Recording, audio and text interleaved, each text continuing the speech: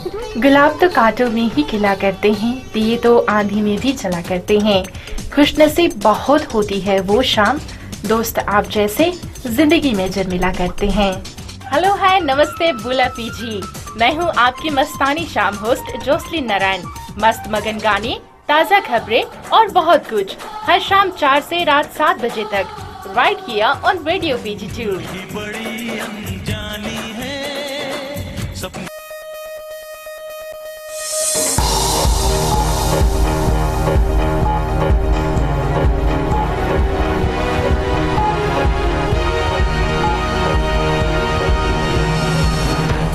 In this bulletin, the Health Ministry says it's doing its best to supply water to the CWM hospital and other health centres in Suva.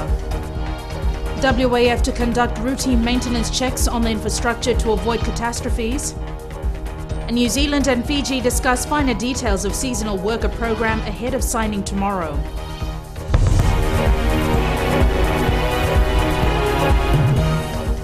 Good evening, I'm Jackie Spate and this is FBC News. Residents in the greater parts of Suva have been assured the Health Ministry is doing its best to supply water to the CWM hospital and other health centres. Akusita Tale reports the Health Ministry is trying to minimise water shortage. Water disruptions to the capital's Colonial War Memorial Hospital have caused some disruptions in their daily routine. The public have been assured that plants are already operational to manage the disruptions. The good thing is that we have reserve water tanks. We're getting the water authority to fill it in, but obviously we're not going to have the full capacity of water. So what we've had to do, they've set up the operation center at the CWM to manage the situation, and where possible some of the patients that can be discharged have to be discharged so the numbers are reduced. The dental department, eye department, oncology services, gynecology services and antenatal clinic have been temporarily closed from today. The ministry says the patients' lives are still important and of paramount, despite the challenges the CWM hospital is facing. But we will continue to offer services to those that absolutely need it. We're asking the members of the public if they need to address medical facilities as much as possible to try to go to those that have access to water.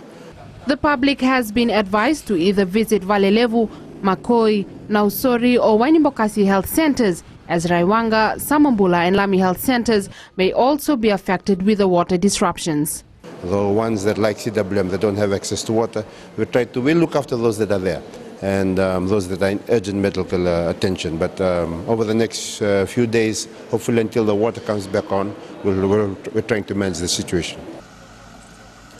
Meanwhile, these main lines at Savura Hills that transport water to CWM, Tamavua and the greater Suva area were washed during the heavy rain in the weekend. Engineers and technicians have been working around the clock to ensure they are fixed to restore water supplies by this weekend. Akusita Tale, FBC News. The burst wastewater main pipes were on the agenda in Parliament today, with members of the opposition questioning the government about their plans to mitigate the effects of the problem. Ellen Stolz reports.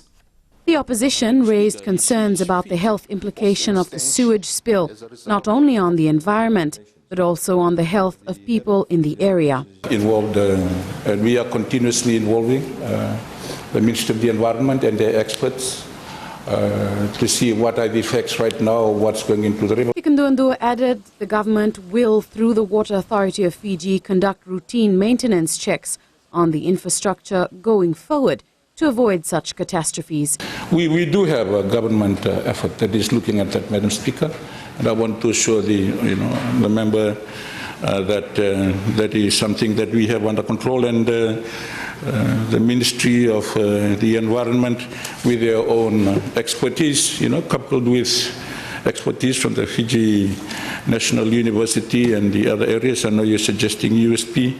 We have our own university that has that also capacity to do our own.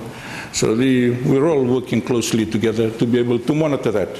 The idea of supervising the river also came up. It's very serious, Madam Speaker, because people will tend to take that kind of notice lightly, but the consequences will be very grave. That's why the questions, to be responsible for these sort of things. I asked the Honourable Minister if he also sees fit to provide that for the supervision of the river. Nduandua said people need to take heed of the warning and notices being put forward by the Water Authority and the government. I admit that that whatever has happened now is adding some level of contamination, and we've got that under control. We had made out a press release at the beginning, Madam Speaker, to tell the people, 1, don't fish from the water, 2, do not swim in the water and in the immediate areas. He also says a Plan B will be formulated and put in place to ensure that the authorities are well prepared should a similar situation occur in the future. Ellen Stalls, FBC News. Sewage has been pouring into Cunningham Creek at 4 Mile Suva since waste pipes were broken by the heavy rain last weekend. Hundreds of people living in informal settlements along the river are suffering from the stench, and there is concern about an outbreak of waterborne diseases such as typhoid caused by the sewage-polluted creek. Ellen Stalls again with this story. How about the smell from the river? These residents of Maravu informal settlement at 4 Miles are facing the brunt of the sewage problem. The smell is really horrible, and our home is just near the river. So when it's low tide, the smell gets even worse and unbearable. Muhammad Ali has been living here for 37 years, and he says everyone is affected. Before the pipe was completely damaged, it was leaking, and now it's really dangerous because we have children. And it affects us in a bad way. Please, we are asking the Water Authority to fix this quickly. People who live in this area have to not only put up with the smell, but the threat of the spread of disease and dangerous living conditions, like walking on this narrow path to and from their homes. Lotte Koroi has asked the government to hear their plight and to try and understand how this is impacting people in the area. I've lived here for 6 years, and this is the worst smell to live through. I want to ask the government to please step in and provide assistance for us poor people. We need the help, and because the smell is so strong, and we can't live like this for long. Meanwhile, the Water Authority says it's working on a temporary solution to the problem. Now, the permanent one might take more than that to build, but in terms of the temporary one, yes, less than a month. We should be able to put a temporary fix so that the wastewater is not being spilled into the river. It could take a few more weeks before the problem is rectified. In the meantime, the public is being urged not to use the creek and waterways connected to it, including Lothala Bay. Ellen Stalls, FBC News. The new recognised seasonal employee scheme will focus on recruiting Fijians from rural areas. Applicants will have to meet certain requirements to qualify for employment in New Zealand. Sakios Ivor reports. The finer details of the recognised seasonal worker scheme are being worked out before the signing of an agreement between New Zealand and Fiji tomorrow. Since word of the scheme became public, it has drawn a lot of interest from the public. At the moment we have more than 5,000 registered already, just for this scheme overseas, and we'll advertise again for transparency for people who may not access to the NCD, and also we'll use radio because people live in the villages, lack of penetration of TV. Applicants will have to meet strict requirements to make the cut. For a lot of our employers, they are wanting workers between age of 21 to 40, 45, and I think these are the workers that they see as being able to handle the work, because it is very, very difficult work back home. You're talking about workers being out in the field between 8 and 10 hours, sometimes more, and also carrying big buckets of apples that's weighing between 30 and 40 kg. So it's not easy work. But I think really the criteria is that you've got to be productive, you've got to work hard, you have good work ethics, and also you've got to behave appropriately as well. A clear police record is also essential for this scheme. Regional officers will be visiting remote areas to distribute and collect applications from applicants. A pilot project of the RSC will begin in February. 30 workers from Fiji will be employed by seasonal work in Hawke's Bay, Bay of Plenty and Nelson. Sakusa Nebua, FBC News. Fiji Television Limited's major shareholder, the Fijian Holdings Limited, says World Rugby has agreed to talk and have constructive dialogue with Fiji. FHL Chief Executive Nozab Farid says they are in touch with the World Rugby headquarters in Dublin, Ireland via teleconference to bring back the 7 Series TV coverage to Fiji. He says a team from Fiji will only go to Ireland after negotiations via the teleconference are successful. He also says at this stage, due to time differences, a solid discussion has not occurred between the two parties. However, World Rugby has told FBC News their position remains the same and will not provide Fiji the feed till further notice. This could mean there would be no TV coverage of the South Africa Sevens this weekend. Coming up, Water Authority says 2015 budget allocation to help achieve 20-year master plan.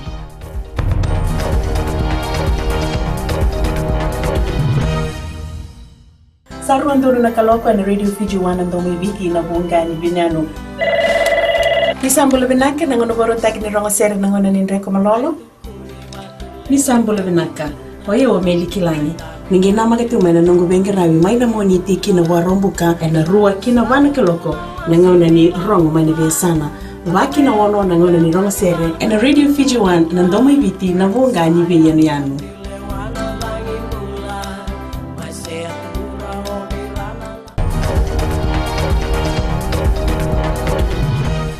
Welcome back. This is FBC News.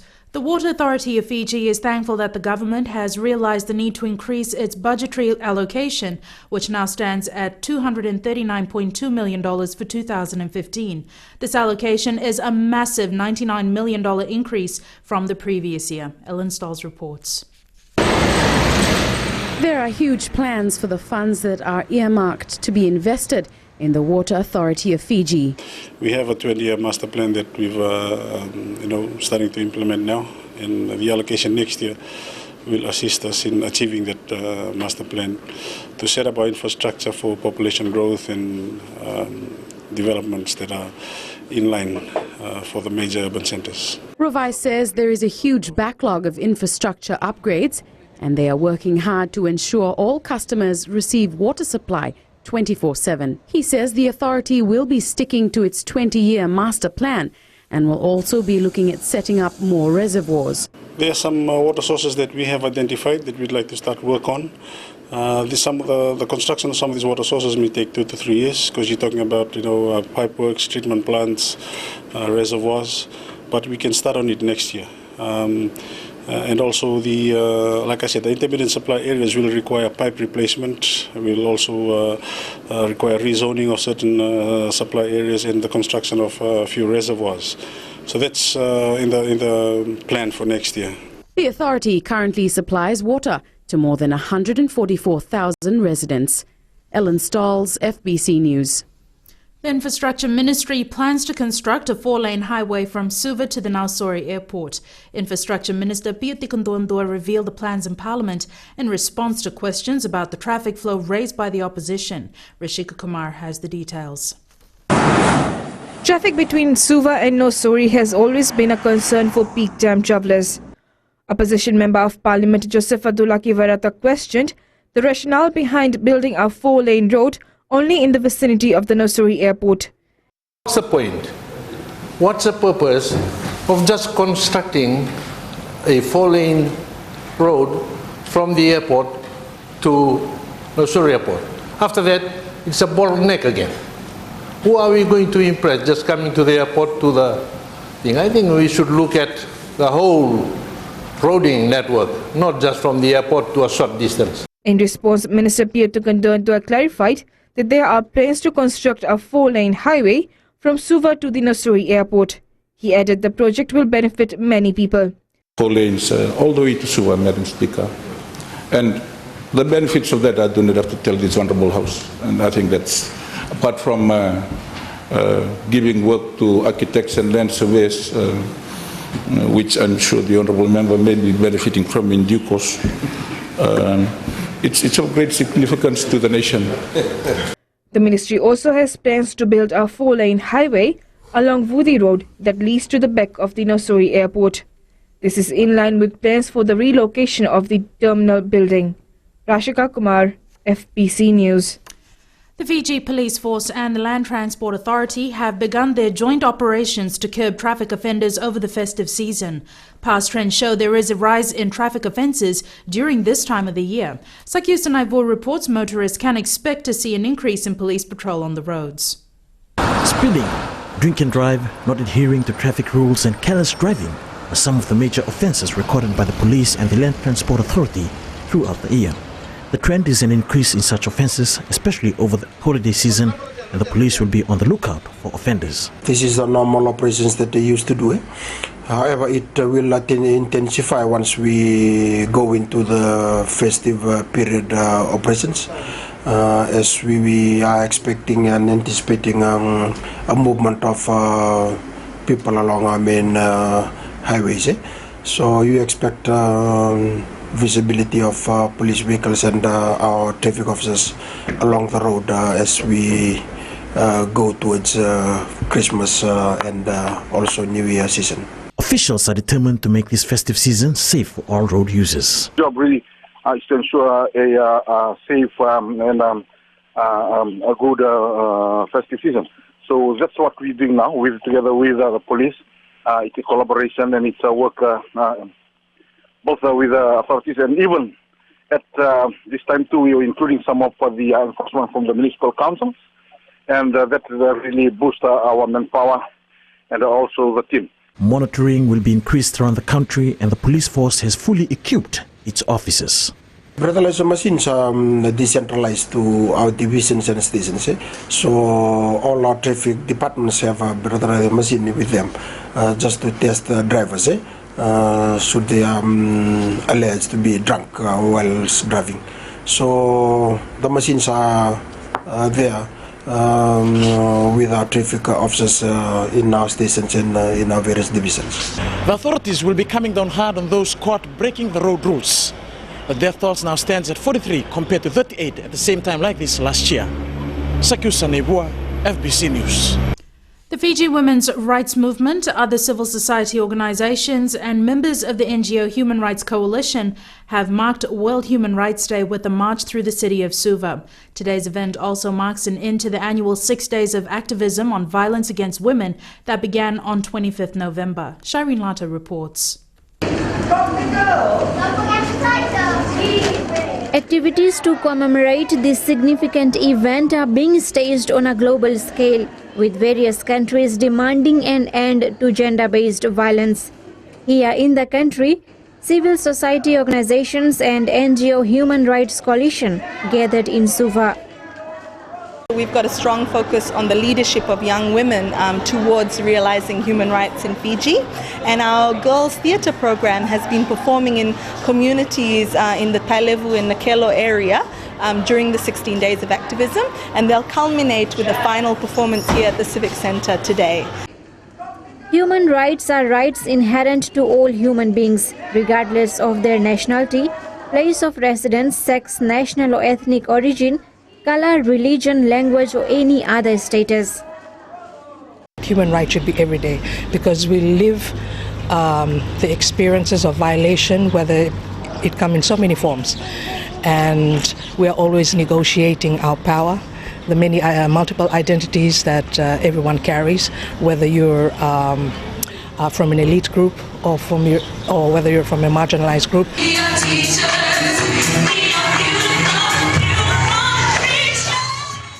The one-day event also included drama and speeches. Today's event was also used as a platform to educate the public about the validity of having a say in all aspects of society. Just these days such as today actually raise awareness amongst women and amongst the community in general about human rights and about what women and men can do and children can do to assert their human rights and to actually hold governments and hold communities accountable for their human rights. More than 100 people were part of today's event. Shireen Lata, FBC News. Jamie joins you now with sports. Nakajaki, good evening. Coming up, Ben Ryan to name squad for Port Elizabeth Sevens on Friday. And Fiji men's hockey side 1 win away from qualifying for World League Series. Details after the break.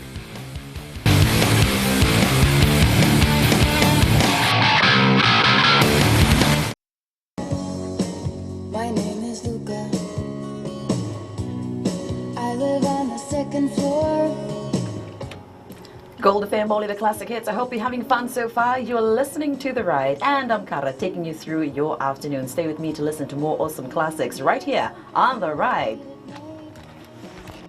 Bulubinaka, for awesome sounds in the afternoon. Wonderful, wonderful classics. Join me on The Ride every weekday right here on Gold FM, Molly, the classic hits from 2 to 7. Just don't ask me what it was. I think it's 'cause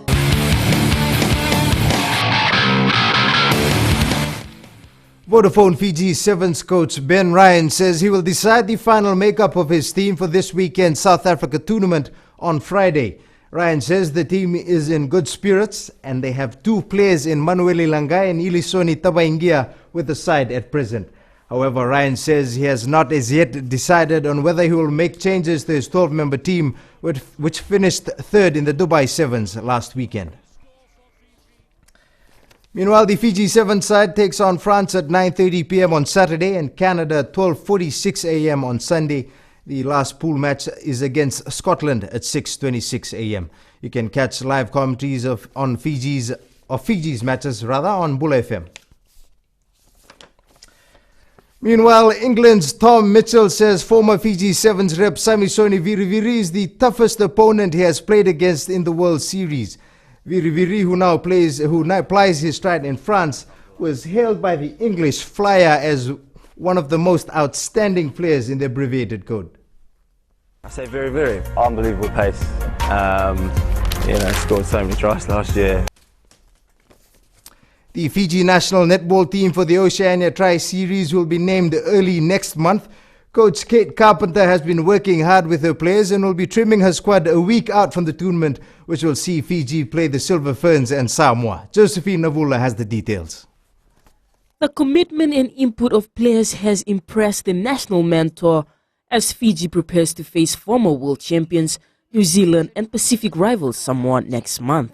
We're working hard so that we can be very competitive, and we're learning more about the Ferns, as we are of Samoa as well, because it's an important, that match is very important to us as well. Apart from the routine training, the side has also been keeping tabs on what the opposition has been up to. We'll be following that closely and analysing what they're doing and who are the personnel, who are the players that are part of that team, so that we can prepare well for January. Carpenter adds they have also set a target for the tournament.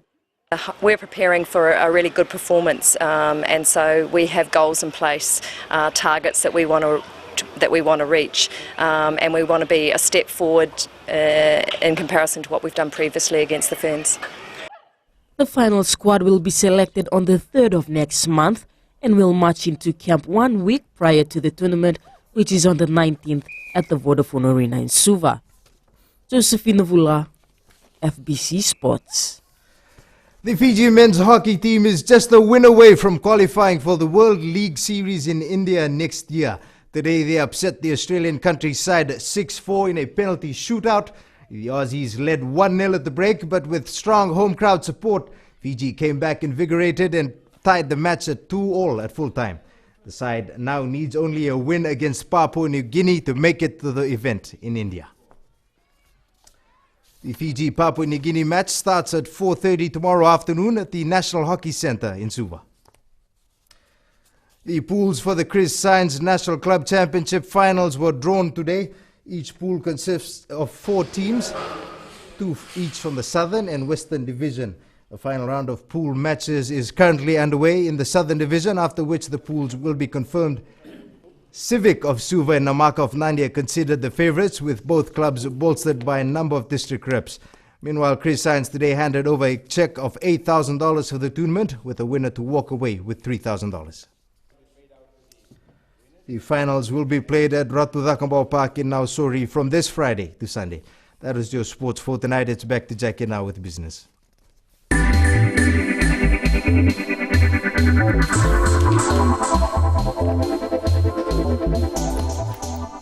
The Wheelchairs Foundation has donated 110 wheelchairs to the Ministry of Health. The foundation worked closely with the ministry to raise around $35,000 to purchase the chairs.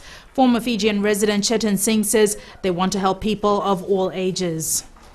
This year is a different size, plus we are giving in different centers, medical centers. So when the patients come from home, they need to be carried from the car to the doctor's office or emergency room. They'll have nice new wheelchairs to take them into the medical facility. The US-based foundation has so far donated more than 300 wheelchairs to the Fijian health sector.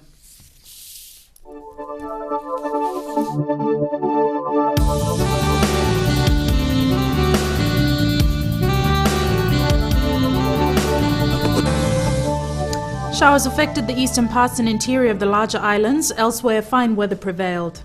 A trough of low pressure lies over Vanuatu and extends eastwards over to Rotuma and to Wallis and to Samoa. The trough is expected to gradually move south and affect the northern parts of the group by Friday. Meanwhile, another trough of low pressure lies over Tokelau and extends southeastwards over to Cook Islands to Tahiti. Temperatures dipped to the low 20s today. Maximum temperatures were above 25, with Lombasa and Bar recording 32 degrees. Cloudy periods with some showers over the interior and eastern parts of larger islands, fine apart from possible afternoon or evening showers elsewhere. Friday's outlook: occasional showers over Vanua Levu, Taveuni and nearby smaller islands and northern Lau group, some showers elsewhere. And the main points again. Suva residents have been assured the Health Ministry is doing its best to supply water to the CWM hospital and other health centres. The government will, through the Water Authority of Fiji, conduct routine maintenance checks on the infrastructure and a 20-year-old hotel. Apologies to this week's question. Was Fiji overconfident in its loss against Australia in the Dubai Sevens? Visit our FBC website to take part. Remember, you can send us newsworthy pictures and videos on email citizenseyes@fbc.com.fj or share it with us via Facebook page FBC News. And if you're on Twitter, follow and tweet us your news tips at FBC News or simply hashtag FBC News. That's news for tonight. Join us again at the same time tomorrow. Good evening.